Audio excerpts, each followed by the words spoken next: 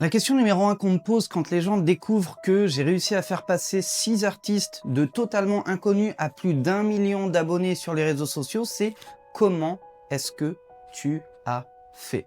Et la réponse, elle est souvent longue parce que c'est plusieurs facteurs en fait qui ont été combinés entre eux et parce que ça s'est fait sur le temps long. Mais il y a toujours un facteur en commun qui revient, et d'ailleurs c'est à chaque fois le même facteur commun que je retrouve parmi tous les artistes que j'ai pu aider ou parmi les artistes à succès ou les équipes promo qui ont réussi à faire exploser des artistes. Et ce seul facteur en commun, il te garantit une certaine forme de succès.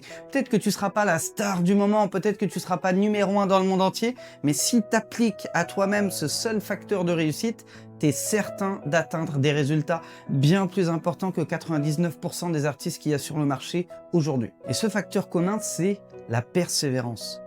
La persévérance dans la création de contenu, dans les sorties, dans le fait d'affronter l'échec. La plupart du temps, les artistes qui réussissent, c'est ceux qui se sont juste accrochés le plus longtemps.